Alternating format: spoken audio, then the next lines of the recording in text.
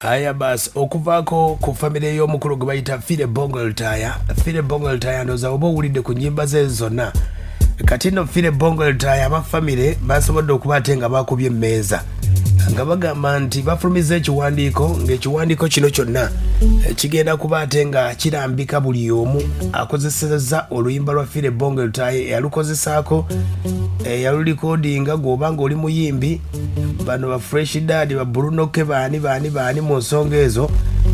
abafamily basobodde okuba ate nga bayina ekiwandiiko kye bayisizza eri abambawulire musobole okuba ate nga mukitegeera. Bayisizza ekiwandiiko kino nga bayita mbalooya baabwe okuli Nsereko and Mukalaze Company Advocates nga bagamba eri abantu bonna obutaddamu kuba ate nga okozesa ennyimba za Philly Bongoley Lutaaya. Kino kigenda eri bonna abakolesaako ennyimba za Philly Bongoley Lutaaya nga bw'omanyi nti 27 November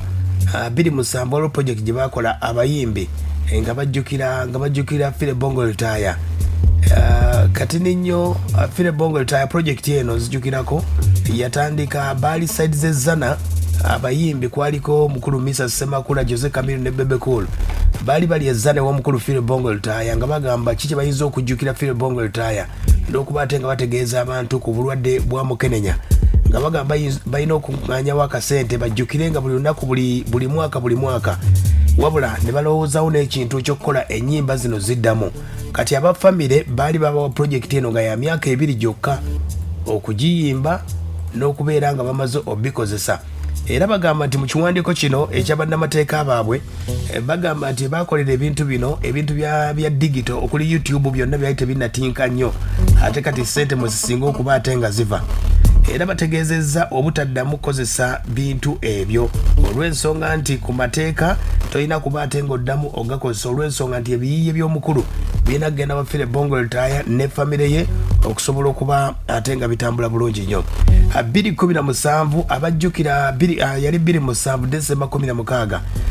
bagiyitanga Lutaaya Memorial Concert yali nakivubo era abayimbi abayimba bakola ennyimba ezo ze mwawulirako. Enyimba kwaliko olwa Irene Namubiru Bebe Cool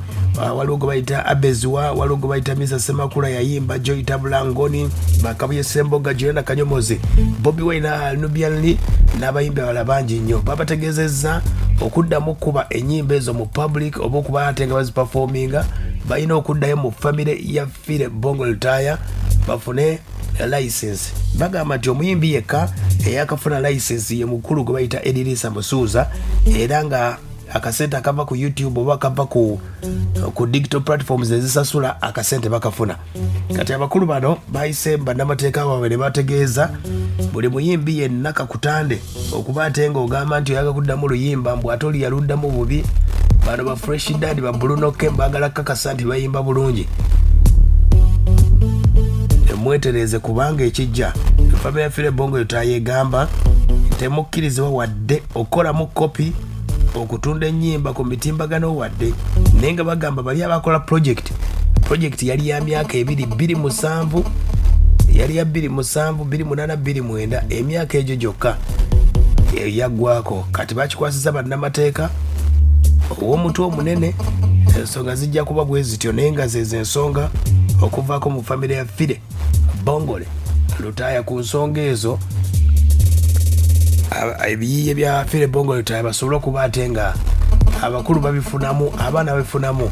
olw'ensonga nti nabo bateekamu kingi nnyo ate nga beebuuza ate bano abateeka ennyimba ku YouTube ba fresh dad bakola vidiyo bakola batya akasente tebafuna. Kati ensonga zeezo ensonga ziyingidde kooti ebintu bya mpola naye si byangu.